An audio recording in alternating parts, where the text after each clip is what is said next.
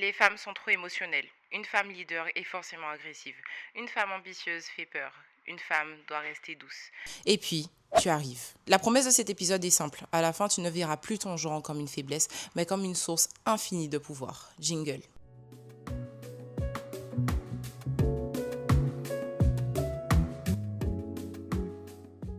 Hello, hello et bienvenue dans un tout nouvel épisode sur la chaîne Your Body Mind, le podcast qui développe ta puissance physique et mentale. Aujourd'hui, on se retrouve dans un épisode assez particulier dans lequel on va aborder le thème de la féminité et pas dans le sens que tu crois. On nous a appris à survivre dans un monde qui récompense la dureté, alors on a commencé à confondre puissance avec rigidité. On a cru que pour être respecté, il fallait être moins sensible, moins intuitive, moins cyclique, moins femme, tout simplement. On a appris à lisser notre voix, à réduire notre intensité, à excuser notre ambition, mais laisse-moi te poser une question inconfortable.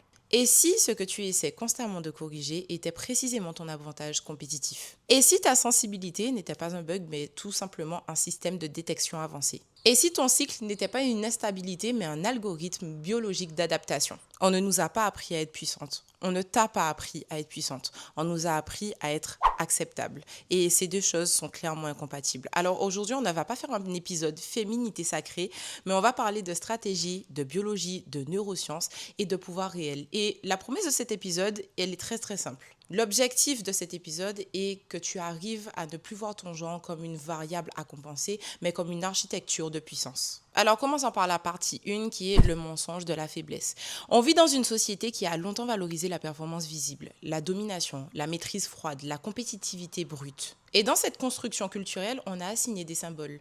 Masculin égale force, féminin égale douceur. Et progressivement, dans l'imaginaire collectif, on fait des associations. Le problème, ce n'est pas la douceur, le problème, c'est l'interprétation qu'on en a faite. On a transformé une qualité relationnelle en signe d'infériorité. Mais il y a quelque chose de plus dangereux à ça.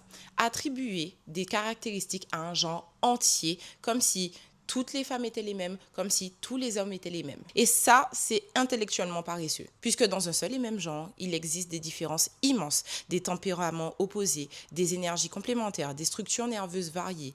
Les femmes ne sont pas tout un bloc, les hommes non plus. Chaque genre porte des qualités dominantes, mais aucun n'est réductible à une seule caricature. Et c'est là que le mensonge commence. L'émotion est assignée à la faiblesse. La douceur égale à la soumission. La vulnérabilité, c'est la fragilité. Mais biologiquement, on sait que c'est faux. Puisque les recherches en neurobiologie montrent que statistiquement, les femmes présentent une connectivité interhémisphérique plus dense. Cela signifie une meilleure communication entre logique et émotion. Et ça ne veut pas dire qu'elles sont plus émotionnelles. Elles sont justement plus intégrées. L'insula, qui est une région impliquée dans la perception interne et l'empathie, est souvent plus activée dans les tâches relationnelles. Et le cortex préfrontal, lui, qui est impliqué dans la régulation émotionnelle, travaille en coordination avec ces circuits. Et le résultat, on a une capacité accrue à lire les microsignaux, à détecter les incohérences sociales, à anticiper les dynamiques humaines. Et ça, ce n'est pas une faiblesse, c'est tout simplement une intelligence relationnelle avancée. Et aujourd'hui, l'intelligence émotionnelle est l'un des prédicteurs de leadership durable. Donc, lorsque quelqu'un nous dit « Ah, tu es trop émotionnel, les femmes sont trop émotionnelles », la traduction neurologique serait plutôt « Tu captes plus d'informations que moi ». Si on doit parler de mon cas, je vais vous donner une petite anecdote personnelle. Le sport de haut niveau m'a appris une chose: encaisser, ne pas pleurer, ne pas montrer, ne rien laisser paraître. Parce que la dureté était et est toujours, dans certains cas, la norme. Et pendant longtemps, j'ai cru que ma sensibilité était un handicap. Que le fait de ressentir l'ambiance d'un groupe, de percevoir les tensions invisibles, d'anticiper les comportements, était tout simplement un excès. Et puis un jour, j'ai compris que ce que j'appelais trop sensible était en réalité une lecture stratégique du terrain. Je savais lorsqu'une coéquipière doutait avant qu'elle ne parle. Je savais lorsque l'énergie d'un groupe allait basculer. Je savais quand un entraîneur n'était pas aligné avec mes valeurs. Je n'étais pas fragile, j'étais juste calibrée. Et cette calibration est une forme de puissance. La faiblesse n'était pas dans ma sensibilité, mais elle était dans la croyance qu'il fallait que je la supprime. Et c'est là que beaucoup de femmes se trahissent. Elles essaient de corriger ce qui les rend tout simplement exceptionnelles. La puissance d'être une femme ne commence pas par devenir plus dure. Elle commence par comprendre ce que mon système nerveux sait déjà faire. Et cela sous-entend de chérir sa biologie car il n'y a rien de plus parfait qu'un système nerveux et plus précisément un système hormonal. Le système hormonal est celui qui te permet, selon sa concentration, de percevoir ta réalité. Pourquoi vit-on? Tout simplement parce qu'on ressent des émotions. Et on va parler d'un sujet que beaucoup préfèrent éviter, les hormones. Et reste bien jusqu'à la fin de l'épisode car je n'oublie personne concernant les hormones, donc rassure-toi. On a présenté les hormones comme étant un problème, trop hormonal, trop instable, trop cyclique, mais ce qu'on appelle instabilité est en réalité un système d'adaptation avancé. Le corps féminin est biologiquement conçu pour endurer la douleur, réguler émotionnellement, s'adapter en permanence. Et ce n'est pas une idéologie, c'est tout simplement physiologique. Puisque les fluctuations hormonales représentent un rythme et lorsqu'on le comprend, on devient stratégique et on peut utiliser ce cycle comme une intelligence énergétique. Le cycle menstruel est une variation hormonale organisée. Lorsqu'on rentre en phase folliculaire, donc après les règles, on a une montée d'oestrogène, une hausse de dopamine et une clarté mentale accrue. Et à ceci s'ajoute une capacité d'apprentissage augmentée. Donc concrètement, c'est le moment idéal pour lancer un projet, prendre des décisions importantes, apprendre une nouvelle compétence, intensifier un entraînement technique. En sport, c'est souvent une période de meilleure explosivité et de récupération.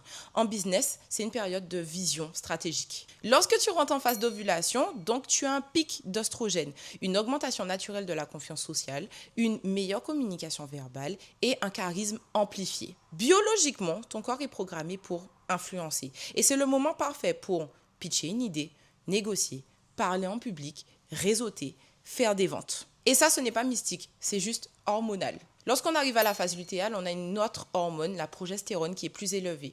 Donc, tu as un système plus introspectif, une analyse critique plus fine. On appelle ça souvent la phase difficile, mais en réalité, c'est une phase d'audit. Ton cerveau détecte mieux les incohérences, ton seuil de tolérance baisse et ta lucidité augmente. Et c'est le moment idéal pour corriger une stratégie, faire le tri, ajuster un plan, analyser des chiffres ou encore évaluer une relation. Cette phase difficile n'est pas une phase de faiblesse, bien au contraire, c'est une phase d'optimisation interne. Alors, prendre en compte son cycle, qu'est-ce que ça change concrètement? Une femme qui ignore son cycle subit ses variations, mais une femme qui le comprend les orchestre. En entreprise, tu peux très bien planifier tes prises de parole stratégiques en phase haute et réserver tes phases d'analyse au moment d'introspection hormonale. Si tu es dans le sport, tu adaptes l'intensité, tu cales les pics de performance, tu respectes les phases de récupération active. En leadership, tu utilises ton intelligence émotionnelle au moment où elle est la plus affûtée.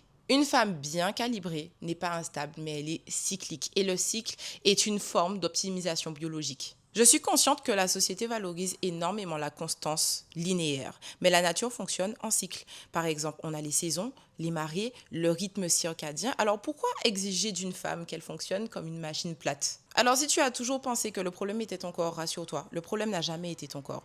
Le problème a toujours été l'absence d'éducation autour de lui. Et une femme qui comprend sa biologie devient stratégique. Alors maintenant, dans cet épisode, j'aimerais faire un petit aparté pour les cycles hormonaux qui sont déséquilibrés. J'aimerais vraiment faire une petite pause ici, car c'est très important qu'on en parle. Parce que lorsqu'on parle du cycle menstruel comme d'un super pouvoir, certaines femmes peuvent se sentir mises à l'écart. Je parle des femmes qui ont des cycles irréguliers, des douleurs intenses, de l'endométriose, un SOPK, une aménorrhée ou tout simplement un dérèglement hormonal lié au stress. Et je veux être très claire, si ton cycle menstruel est chaotique, ce n'est pas un échec. Et ce n'est encore moins une fatalité identitaire.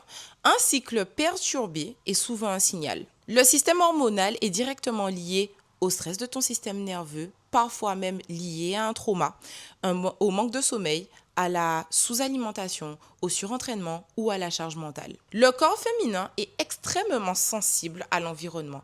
Donc ce que tu vis actuellement est une alarme sophistiquée que tu dois juste prendre le temps d'écouter. On dit souvent que les mots du corps sont les mots de l'âme. Alors peut-être que c'est le signe que tu dois creuser un petit peu plus pour savoir ce que ton corps souhaite te transmettre comme message. Et dans ce cas précis, le but est tout simplement de restaurer de la sécurité au niveau de ton système nerveux. Et comment on s'y prend? Tout simplement en essayant de réduire le stress chronique négatif au maximum, de te nourrir suffisamment, de dormir profondément et de demander un accompagnement médical en cas de besoin. Alors maintenant que cet aparté a été fait, comment activer ta vraie puissance? Avant de parler d'activation, il faut parler plutôt de sabotage parce que beaucoup de femmes ne manquent pas de puissance, mais elles la neutralisent, consciemment ou inconsciemment. Et l'erreur la plus répandue est tout simplement d'imiter le masculin pour être prise au sérieux. Pendant des années, on nous a fait croire que pour être forte, il fallait être dure, moins émotionnelle, moins réactive. Alors, on a appris à rendre notre voix plus plate, à réduire notre expressivité, à cacher notre vulnérabilité, à durcir notre posture. Mais la puissance féminine ne réside pas dans l'imitation. Elle réside dans la polarité maîtrisée, puisqu'une femme puissante peut être douce et ferme, empathique et stratégique, vulnérable et dominante. Et ce n'est pas contradictoire, encore une fois, c'est une intégration. La vraie puissance, ce n'est pas de choisir un côté ou l'autre, c'est de tenir les deux au moment le plus opportun. Et tant que tu crois que ta force doit ressembler à celle d'un ou d'une autre, tu dilues la tienne. Alors comment l'activer réellement? Première étape, arrête de corriger ton intensité. Ton intensité n'est pas excessive, elle est calibrée à ton système nerveux. Ce qui dérange les autres n'est pas ton énergie, mais c'est le seuil de tolérance. Donc plus tu réduis ton intensité, plus tu réduis ton impact. Deuxième étape, arrête d'excuser ta sensibilité. Ta sensibilité est une capacité de lecture. C'est une intelligence contextuelle. Donc tu captes les nuances, les micro-changements, les incohérences. Dans le business, ça peut être un radar. Dans le sport, ça peut être une anticipation. Dans les relations, ça peut être une stratégie. La sensibilité mal régulée peut nous submerger, mais la sensibilité maîtrisée devient un levier. Troisième étape, apprends ton cycle au lieu de le subir. Ton énergie n'est pas linéaire, elle est cyclique. Si tu te juges sur une norme constante, tu te crois instable. Mais si tu apprends à orchestrer tes phases, tu deviens stratégique. Donc, planifie, anticipe et optimise. Le problème, ce n'est pas ton rythme, c'est l'absence d'éducation sur ton rythme. Quatrième étape, cultive ta présence corporelle. La puissance féminine, elle est incarnée. Ce n'est pas juste une posture mentale, mais c'est une respiration, une lenteur maîtrisée, un regard stable, un ancrage physique. Une femme alignée ne force pas la dominance, elle occupe tout simplement l'espace. Et c'est ça qui déstabilise puisqu'elle ne s'excuse plus d'exister. La puissance d'être une femme ne consiste pas à devenir plus dure, elle consiste à devenir plus consciente, plus intégrée et plus stratégique. Et voilà, c'est déjà la fin de cet épisode, j'espère qu'il t'aura plu. On nous a appris à nous contenir, mais notre puissance n'a jamais été absente. Elle a tout simplement été mal nommée. Nous ne sommes pas trop sensibles, nous sommes tout simplement lucides. Nous ne sommes pas instables, nous sommes cycliques. Et le jour où nous cesserons de nous corriger, nous cesserons de nous excuser. Si ça dérange, c'est que ça bouge. Une femme entière ne demande pas sa place, elle l'incarne. Donc, si cet épisode t'a parlé, partage-le à une autre femme qui a besoin d'entendre ce discours. Et d'ici là, prends soin de toi et on se retrouve au prochain épisode. Ciao, ciao!